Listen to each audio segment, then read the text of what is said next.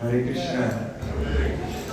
Thank you so much, Radhika, for chanting so beautiful to Srimati Radhika. It's very nice to see everybody got a chance to offer a rose to Srimati Radharani and get some prasad in return. If you look on the sides, I don't know if you noticed along the walls, there's 25 transcendental qualities of Srimati Radharani listed. So sometime while you're here today, please take a stroll around, take a look, and see and read all the transcendental qualities that make Srimati Radharani so endearing to Krishna. The doors closed. We're going to get ready for the Raj Bhoga offering. It's going to be quite large today for the pleasure of Srimati Radharani and Lord Krishna. And the doors will reopen at 12 o'clock. Now we're going to hear a discourse on Srimati Radharani by His Grace Acharya Prabhu. So please give your full attention. If you have your cell phones and they're on, please flip them to vibrate or silent mode. We'll do that just for a second. We'll bring our attention to Srimati Radharani. Hare Krishna.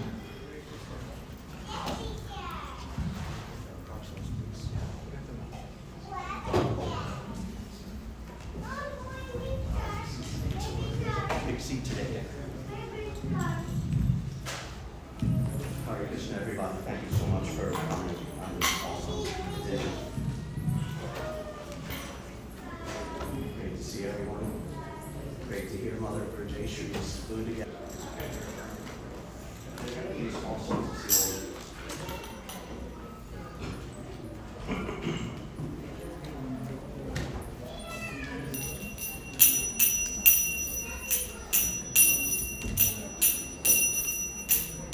all of you.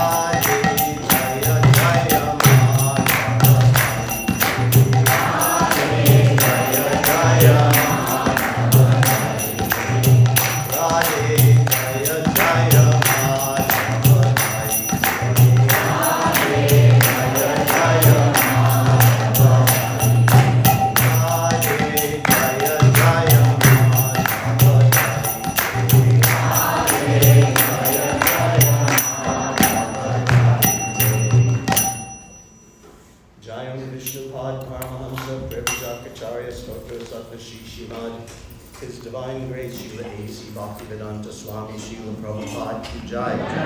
ISKCON BBT Founder Acharya, His Divine Grace Srila Prabhupada Ki Jai. Jayam Vishnupad Paramahamsa Prabhujakacharya Stotra Sattva Shishimad, His Divine Grace Srila Bhakti Siddhanta Saraswati Thakur Maharaj Srila Prabhupada Ki Jai. Anantakoti Vaishnav Vrinda Ki Jai. Namacharya Srila Haridas Thakur Ki Jai. Prem Se Kaho Shri Krishna Chaitanya Prabhu Nityananda Shri Advaita Gadadhar Shri Vasudeva Gaura Bhakta Vrinda Ki Jai. Shri Shri Radha Krishna Gopa Gopinath Shyama Kund Radha Kund Giri Govardhan Ki Jai. Vrindavan Dham Ki Jai. Mayapur Dham Ki Jai. Yamuna Mai Ki Jai. Ganga Mai Ki Jai. Bhakti Devi Ki Jai. Tulasi Maharani Ki Jai. Samaveda Bhakta Vrinda Ki Jai. All glories to the assembled devotees. Hare Krishna. All glories to the assembled Hare devotees. Krishna. All glories to the assembled Hare devotees. Krishna. All glories to Sri Guru and Sri Gauranga. Hare Hare.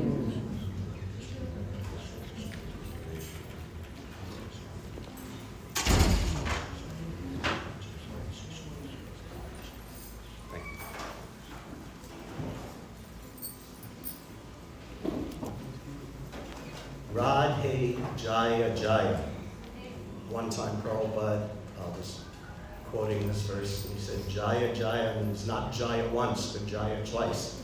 That means all glories to Radha, all glories to Radha. We don't do it once, we do it over and over continuously and all the time. All glories to Radharani, all glories to Radharani, not just once and not just today.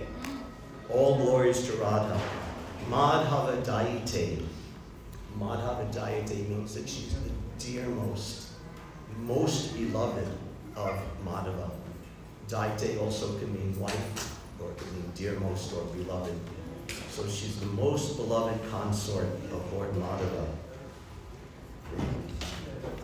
Gokula Taruni Mandala Mahite, of the Gokula Taruni Mandala, of the whole group, the whole circle, the whole population of all the young girls of Vrindavan.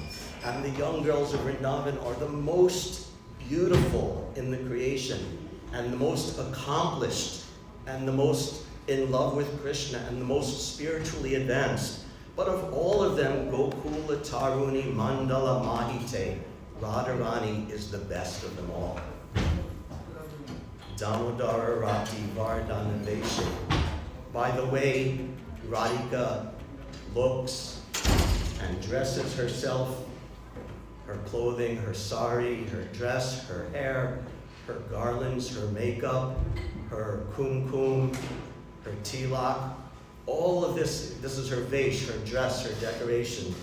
And Damodara Rati Vardhana. Vardhana means to increase or to nourish.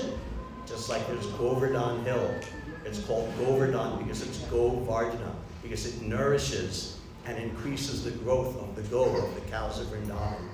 So Radharani, by her amazing beauty and clothing and dress and everything about her, is Damodara Rati Vardhana, is increasing the love and desire of Krishna for her. Hari Nishkuta Vrindavi Bineshe. Nishkuta and Vipin means the fields and forests of Vrindavan. So of all the fields and forests of Vrindavan, Vipineshe, Radharani is the queen of all of this. She's the queen of Vrindavan, Vrindavaneshwari. One time, there's a nice book, Madhava Mahotsav, and Krishna was arguing with the gopis, and Krishna was saying, no, you should listen to me, because I'm the king of Vrindavan. My father, Nanda Maharaj, is the king, and he's the king, but he's just a doddering old man. I'm actually really the king of Vrindavan. And so he was claiming like this. And he said, and besides that, everyone knows Vrindavan is named Vrindavan after Vrindadevi. And as Vrindadevi is the queen of Vrindavan, and everyone knows that Vrindadevi is my consort, so I'm the king of Vrindavan. And Vrindadevi was there, and she said, that is not true at all. I would never be the consort of this rascal little boy, misbehaved young man. Actually, though it's true though that I'm actually the queen of Vrindavan, but because of all of her wonderful good qualities, I've handed over the queenship, the rulership of Vrindavan over to Radhika. So she's the queen of Vrindavan. So Hari Nishkuta Vrindavi Pineshe, Radharani is the queen of Vrindavan. Vrishabhanu Dadi Navashashi Leke. Her father, Vrishabhanu Maharaj, is compared just like the ocean of milk. At the time of the churning of the ocean of milk, so many things came out from that churning, and one of them was the moon. So Vrishabhanu Dadi, from the ocean of milk of Maharaj Vrishabhanu, arose the brilliant moon of Radharani, just like the moon rising from the ocean. And it says Nalashashi Leke. Leke means a line, like the thin moon, because she's always full and complete in all her qualities. But from her birth on, just like the moon appears as a thin line, and then it grows and grows and grows to a full moon. So in the same way, Radharani, from her very birth or appearance, her beauty is already perfect, her qualities are already perfect, but still increasing in fullness more and more and more. Lalita Saki Gunaramita Vishake. And her qualities are so nice, so excellent. She's not just beautiful. She doesn't just put on a nice set of clothes and jewelry, but her personal qualities are so amazing, just like the qualities of Radharani, was mentioned all along the wall here. She has these amazing, wonderful qualities, and by these qualities, all of the cowherd girls, Lalita and Vishaka are named, but all of the cowherd girls and all of the residents of Vrindavan are so endeared to her and indebted to her and attracted to her because of her wonderful qualities. Karunam Kuru Mai Karuna Bharite. She's Karuna Mai. That means she's compassion personified. She's completely full and completely saturated with this feeling of compassion. That she's the most beautiful and the most qualified and the most beloved by Krishna. But she's so merciful. Karuna Bharite. She's so full of this mercy that she wants to bring everyone else forward, even ahead of her, and give them mercy so that they can approach Krishna. Karuna Bharite. Sanaka Sanatana Varnita Charite. And even big, big sages, you would think, oh, some young girl, some pretty young girl in the village, no philosopher, no great sage is going to be interested in that. But Radharani is so amazing in every way that Sanaka, even Sanat Kumar, Sanata Kumar, all of the 4 Kumaras are Varnita Tri. They're constantly engaged in chanting her glories, singing her pastimes. Just like Atmaramas Chamuneo, I can't remember the entire verse, but that verse states that even the great liberated sages, although they have no desires for any material kata, for any material thing, but still they're attracted to it, they derive pleasure from hearing the transcendental glories of Krishna. So here it said that these great sages, the 4 Kumaras, Shukadeva Goswami, who we'll get to in a little while, although completely transcendental, so absorbed in describing the qualities and the pastimes and everything about Radharani. So this song, Prabhupada said, if we want to know about Radharani, we need to approach Srila Rupa Goswami, and Srila Rupa Goswami wrote this song. Prabhupada liked this song very much. He would sing it once or twice. He sang it on a Radhashtami celebration. One time he was doing an initiation in New York in 1971. Maybe Vishnu Gada Prabhu was there at Trivikram's sannyas initiation. And in between each person, there would be like a half a minute or a minute. He would give a person a name and speak something, make some comment about the name, and then there would be half a minute or a minute until the next person came up, and Prabhupada would be chanting japa, and all the devotees would be chanting japa. And then after Pushpavan Prabhu, some of you may know Pushpavan, nice devotee, after he got his name, this intermittent time was there, And Prabhupada sort of to himself and under his breath, he started chanting this Radhe Jaya Jaya. Not that melody, but he started singing. He liked the song very much.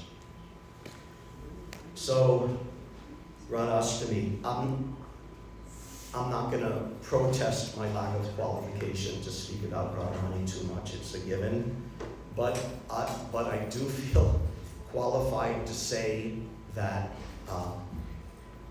to give a word of caution.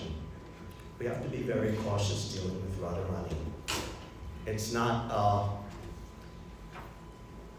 to talk about Radharani, to be absorbed in her pastimes and her qualities and discuss them and chanting her name. It's not an everyday affair. It's a very generally, this is Radhashtami, so we bend the rules and we chant Jai Radhe and we're talking about Radharani.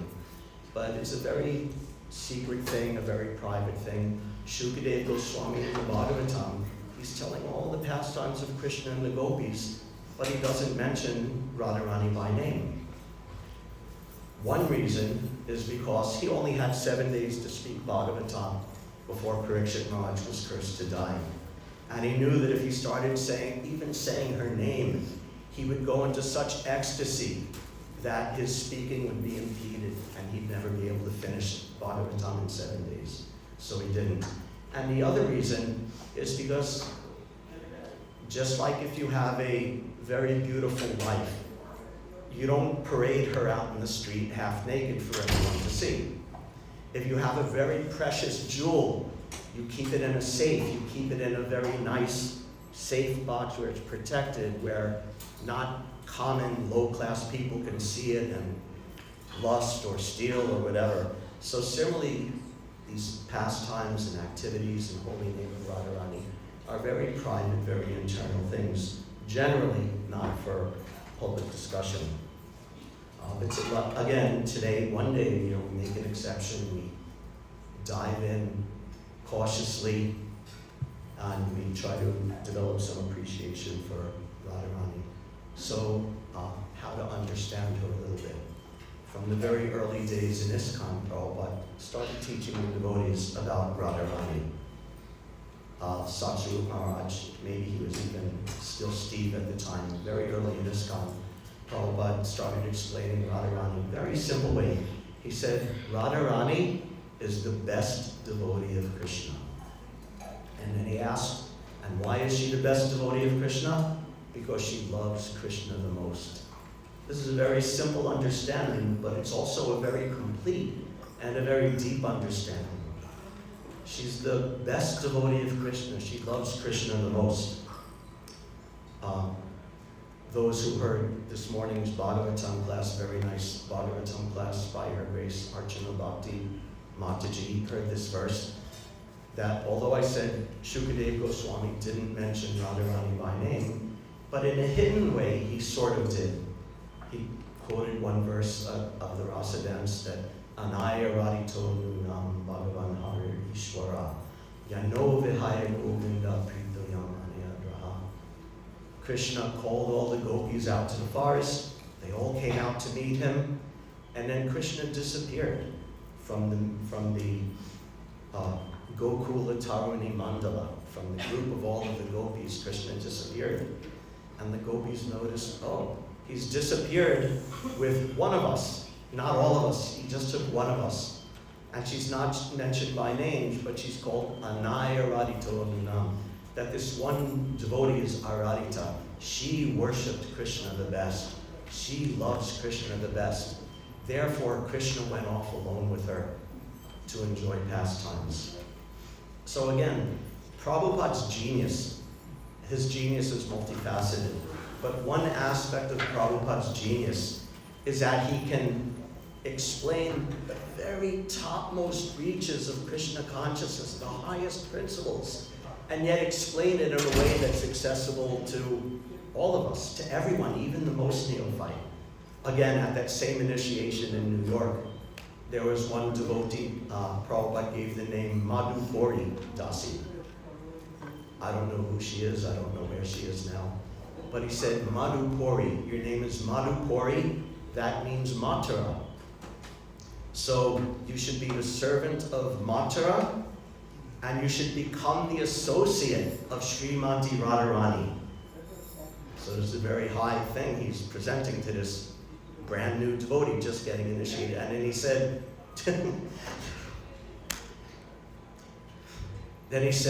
do you know, I'm sorry, it's so funny to me. He said, do you know what the 4 regulars or principles are? After he said that. And she said, no meat eating, no illicit sex, no intoxication. And then she hesitated. And Prabhupada said, and no gambling. So here's a person maybe couldn't even remember the 4 regular principles, but he's still saying, but you become the associate of Radharani. So Prabhupada could do this. This is his genius.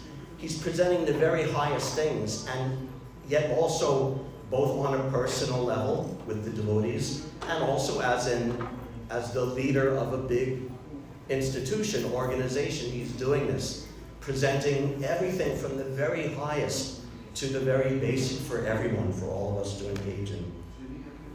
So Radharani, she's the best devotee of Krishna because she loves Krishna the most. And also whenever Prabhupada would give a Radhashtami lecture, there are 5 or 6 of them recorded that I'm aware of, he would almost always first describe the nature of the absolute truth. So what is the absolute truth? We also heard this morning that Brahmeti Paramatmeti Bhagavaniti Shabdite, that the absolute truth is this non-dual substance known as Brahman, Paramatma, and Bhagavan. So this non-dual substance, non-dual, means Krishna is one. Eko Narayana Asi. The Supreme Personality of Godhead is existing alone as one, the Supreme One. But because the nature of the absolute truth is also Anandamayo Yasat, is to be blissful, to enjoy. And enjoyment doesn't come alone. The enjoyment you could get from being alone is meager at best. It's not even really enjoyment. Prabhupada, when he was saying this, he was speaking of himself, just like I'm speaking now. But if I'm sitting in a room speaking alone, where's the enjoyment in that? But because people are here listening and exchanging. So enjoyment comes in relationship. Therefore, Eka Bahu Shyam, the Vedas say, that the one supreme absolute truth expanded and became many for the sake of this enjoyment. Because enjoyment comes in relationship. There's unlimited types of relationship, and Krishna enjoys all of them within relationship with his devotees. He can relate with them as master and servant. He can relate with them as friends, as equals, exchanging, playing like the cowherd boys, or like Arjuna outside of Vrindavan. He can relate with them as parent and child, and therefore devotees like Devaki and Vasudev, devotees like Nanda and Yashoda, and other devotees like all of the elder gopis and elder gentlemen of Vrindavan all get to relate with Krishna in that way. And then the most intense of all is the Madhurya Rasa, or the relationship of lover and beloved. And within that relationship of lover and beloved, there are queens in Dwarka who have that relationship as lawfully married husband and wife. And then in Vrindavan, that relationship is there as Parakiya, as unmarried loving relationship, which he has with all the gopis of Vrindavan. And of all of them, Radharani is the topmost. Again, Gokula Taruni Mandalamaite, she's the topmost of them all. So therefore, the supreme absolute truth he expands for the sake of this enjoyment. Krishna has nothing to do. Namam Karmani Limpanti, Name Karma Palaspriha. He has no work to do. He has no material desires to fulfill. But he has these intense spiritual desires to exchange love with the devotees. Because the devotees are his own being, his own heart, his own parts and parcels. Vishnu Shakti Param Prokta, Kshetra Yakya Tatak Para, Avidya Karma Samanya, Chitya Shakti Ishite. Krishna has his internal spiritual energy. He has his marginal potency, which is all of us. We're spiritual by nature, tatat para, but we're marginal because we can choose to go on the material side and try to enjoy separately here and suffer and everything that's going on. Or we could choose the other side to serve Krishna and fulfill our spiritual nature as servant of Krishna. And avidya karma samyanya. And the material energy, which is just ignorance and fruitive activities. But Bhagavad Gita again, namam karmani limpati. Krishna has none of these material desires. His enjoyment only exists on the spiritual platform. Therefore, he wants to relate with us. And also of his spiritual potency, the prime personification of that is Radharani herself as Krishna's pleasure potency. Krishna wants pleasure, and Radharani is the personification of that potency of pleasure to enjoy with Krishna.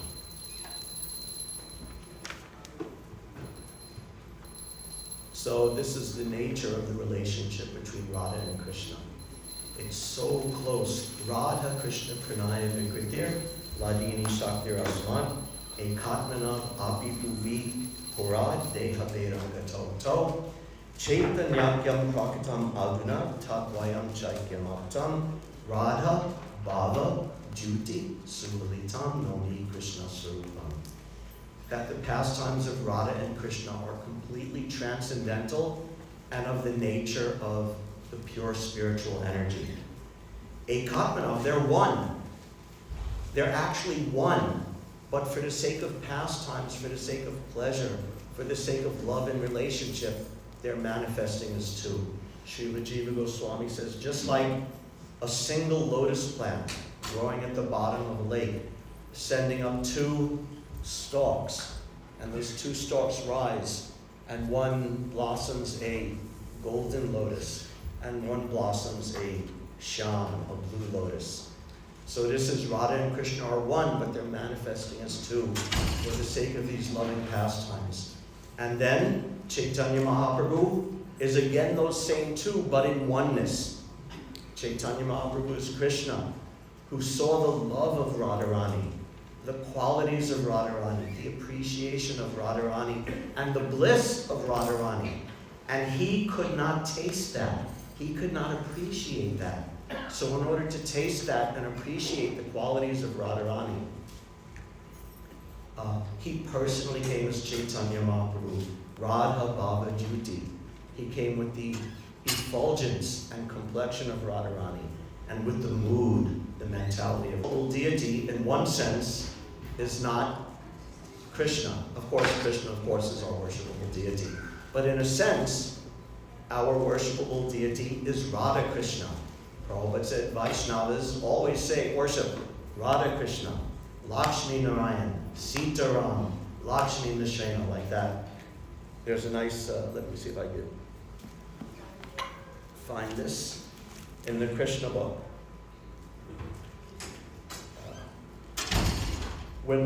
This is after the Rasa dance, Prabhupada writes, when Lord Krishna finally reappeared among the assembled gopis, he looked very beautiful, just befitting a person with all kinds of opulences. In the Brahma Samhita, it is stated, Ananda Chinmaya Rasa Pratibhavitavi. Krishna alone is not particularly beautiful. That's an astounding statement, right? Krishna alone is not particularly beautiful. Of course, no one's more beautiful than Krishna. But Prabhupada's making a point. Krishna alone is not particularly beautiful. But when his energy, especially his pleasure energy, represented by Radharani, expands, he looks very magnificent. The Mayavad conception of perfection and absolute truth without potency is due to insufficient knowledge. Some may remember from the Ishopanishad lecture the discussion of Parinamvad and Vivartavad, that the impersonalists, they don't accept that the absolute truth can have energies through which he acts and manifests and changes and grows and expresses. This is Vivartavad, the doctrine of illusion. Everything besides Brahman is illusion. But Pari Krishna's greatness. So there's a lot that can be said, but I wanted to tell a little bit about the actual story, the actual history of Radharani's appearance in the time left. It's described in a couple of the Puranas. It's described in the Garga Samhita. This telling of it is to a large extent based on what I've heard from His Grace Dinabandhu Prabhu in Vrindavan, and also from the Garga Samhita and Padma Purana. So we may remember from Janmashtami a couple of weeks ago how Vasudeva and Devaki had a previous appearance as Krishna and Sutava, and they went through pastimes there and austerities and got blessing to go on and become Krishna's parents. And Nanda and Yashoda also had a previous existence as Drona and Tara, where they also had some activities and pastimes, and they desired to be the parents of the Supreme Lord, and then they got the birth as Nanda and Yashoda. So similarly, Rishabhanu and Kirtida, Radhika's parents in a previous life, were the great souls Suchandra and Kalavati. And they were the greatest devotees of their time. And they were so qualified and so beautiful and so wonderful in every way. And when they met each other, Suchandra and Kalavati, they fell deeply in love with each other. So they were young, they were intelligent, they were very beautiful, and they were deeply in love with each other, and they got married. And of course, we all know what happens when you have two beautiful young people who are madly in love, and they got married. What happens? They went off to the forest and performed austerities. Not like what people do nowadays, because they had a specific desire. In their love, they didn't want to have just an ordinary family, a mundane family. Both of them had a deep-seated desire in their heart. That desire was there because it's actually their constitutional position. They had the desire to be the parents of the Shakti, the Ladini Shakti, of the Supreme Personality of Godhead. So they performed austerities, very intense austerities in the forest for a long, long time. Many months of the demigods, which means, I don't know, some hundreds, thousands of years. And finally, after a long time of austerities, Lord Brahma came down to see them and said, yes, you'll get your wish. You should know that you're the eternal parents of the Ladini Shakti of the Supreme Personality of Godhead, and in your next life, you will get your wish. So their next life came, and they were born in Gokul as Rishabhanu and Kirtida. Again, they were so highly qualified devotees at that time, 5,000 years ago, in Vrindavan. And Nanda Maharaj was very good friends of both of them, and he personally arranged their marriage to each other, Rishabhanu and Kirtida. And so they were married for some time, and then it was the rainy season. I think it's monsoon in India now, right? Yes. So it was rainy season, and in the morning, Rishabhanu Maharaj, he went to bathe in the Yamuna River. And when he was there, it was dark and rainy, and the Yamuna River was very swollen and agitated, and he was bathing on the shore. And he saw floating down the river a golden glow in the distance. And it was coming closer and closer to him, this golden glowing object floating on the river. And it came closer, he saw it was a large lotus, a beautiful golden 1,000-petaled lotus. And it floated close to him, and he saw in the whirl of that lotus was a little baby sitting. And he saw that baby, and it was the most beautiful child he had ever seen. She was a little baby girl sitting in the center of the lotus, and her limbs were like pure gold, top to Kanchana Gaurangi, with her golden complexion. What's that? Tadit Suvarna Champaka, Pradipta Gora Vigrahe. That her complexion is brilliant like lightning, and brilliant like gold, like purified molten gold, and as soft and beautiful as like you've seen a champak flower. It's whitish and then with the beautiful golden center. So her beautiful complexion was like that, and with her beautiful face, and her limbs were waving just like the waves of the Yamuna. Her limbs were kicking and waving, and he saw that beautiful baby, and he tried to reach that lotus to grab it, to get it and save the baby. And it was just beyond his reach. He couldn't reach, and then Lord Brahma himself came down on his swan carrier, and he pushed that lotus towards Vrishabhanu and said, yes, this is the fulfillment of your desire from your previous life. This is your daughter. And he took the child, and he held her to his chest and to his face and to his head, and he ran back home with her. He said, Kirtida, look what I've got. And he showed his wife, and they raised Radharani as their own child. Now, before her appearance, Krishna makes his appearance. We know how the demigods come and ask for him to. So you also come, and you take birth in this world. And she said, to be with you, I'll do it. I'll go down to the material world and appear. But I don't want to see the mundane people and dull matter and material world. I'm not interested in that. So I'll go, but I'm going to remain blind. I'm going to keep my eyes sealed shut until you appear. So Radharani was like that, raised by Vrishabhanu and Kirtida, and they loved her so much, but she was blind, or her eyes were sealed shut. And at that time, Narada Muni knew that Radharani had appeared, so he came to visit. He wanted darshan, and he came to Vrishabhanu and Kirtida and said, so, let me bless your children. And they were a little ashamed because she seemingly had this infirmity, and he said, no, don't be shy, bring your child forward. And they brought Radharani out, and Narada Muni was in such ecstasy seeing this child, knowing who she was, the Ladini Shakti of the Supreme Personality of Godhead, Krishna's eternal consort. And Vrishabhanu said, please, Maharaj Narada Muni, you must know some method, some vrata, some yajna, something we can do to bring her sight back. And he said, yes, it just so happens that I do have some advice for you. You hold a big festival for all the Brijavasis, and you invite all the Brijavasis to come to this festival, and as the guest of honor, you have to invite your good friends Nanda and Yashoda, and their new little baby Krishna, and you bring them, and everything will work out.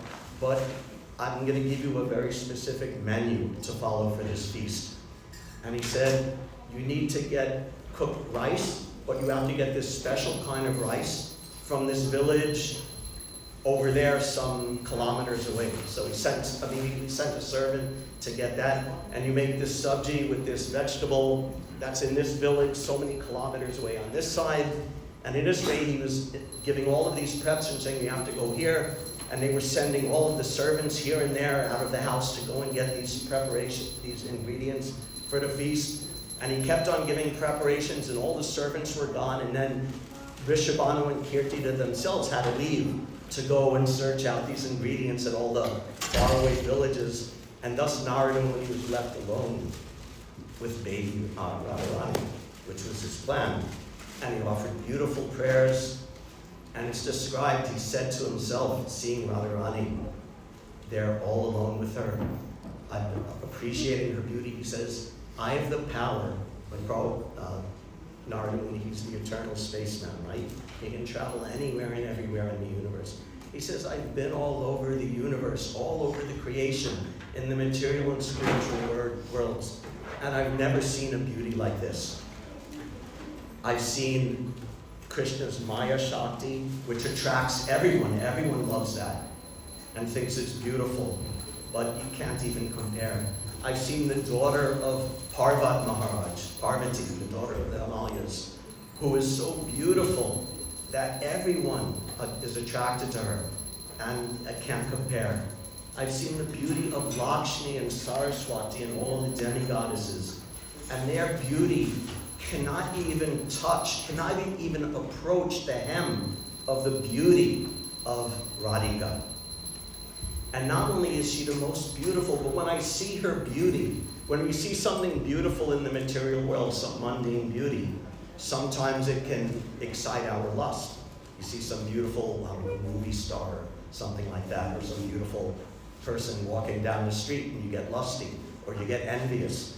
But the beauty of Radharani, when Narada Muni saw it, he said, I'm seeing her beauty, and the result is that my devotion to Govinda is increasing 1,000,000-fold. So this is spiritual beauty. Anyway, finally they put together the festival, the feast, all the preparations, and Nanda and Yashoda was there, and baby Krishna was there, and just a little baby at the time. So Radharani is in her little crib, and Krishna is on a blanket on the ground. And it's a big festival. And Nanda and Yashoda and Kirtida and Vrishabhanu are good friends, so they're talking, and all the gopis and gopas are talking and exchanging like we do at festivals. And they're not paying attention, and Krishna starts crawling off of his blanket. And he starts crawling towards that little crib. And he crawls up and he grabs hold of it. And he pulls himself up as a baby does when it's trying to stand up. And he looks over to the edge of it and he sees Radharani. And baby Radharani is there. Remember, her eyes have been shut the whole time. And then at that moment, she opens her eyes and she sees Krishna, and Krishna sees her, and they're looking at each other, and the two little babies, they both start smiling and just gazing at each other, and they start laughing, and it's described that Radharani's laughter is like the tinkling of little gold bells. And everyone heard that sound of her laughing, and they all crowded around and saw that Radharani had opened her eyes, and they said, oh, just see Narada Muni, he's so intelligent that he knew how to solve this problem. And this is Radha and Krishna met, and their pastimes continue, and their love continue, and it grows eternally. And this is the appearance of Radharani. And Radharani, as the personification of Krishna's pleasure potency, is the goddess of all devotional service. There's a story of Shamananda. He was doing very humble service, sweeping the kunja, Dakseva Kunj, and he got the mercy of Radharani from that service. So just like before everyone arrived, I saw one devotee who was vacuuming the rug here. And who can deny that Radharani sees that? He sees a devotee doing that, cleaning the floor, and she's smiling and empowering that devotee to do that. Or I saw a devotee outside, cleaning the seats for the prasadam, for the feast, the tables. So this is devotional service. Radharani is there through all of it. And so, like I said, this one day of the year we talk about Radharani, but the rest of the year we remember and appreciate. And if we read Prabhupada's books very carefully and very regularly, we'll get regular reminders of the qualities and the pastimes of Radha in our life. This morning I heard a nice realization.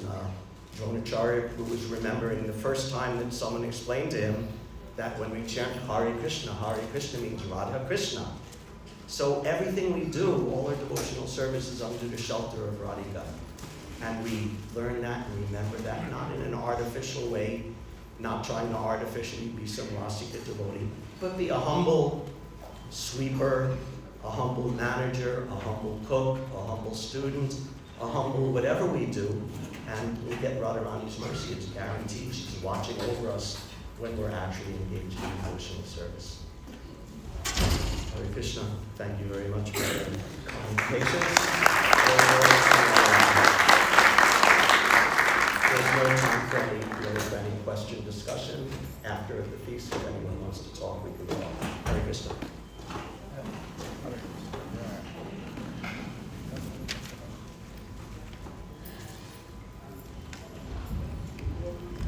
Thank you so much, Acharya Prabhu, for that wonderful discourse on Srimati Radharani. It's great to see everybody. More people can come in as we get into the talk. We're going to have Arti in Kirtan now. It's Prabhupada, Krishna Prabhu is going to be leading the Kirtan. And we're going to bring in some balloons. They'll be held over there, and someone will hand them out. First, we want to make sure all the youth, anybody under 20, they first get a chance to offer, and then after that, the adults can offer the balloons.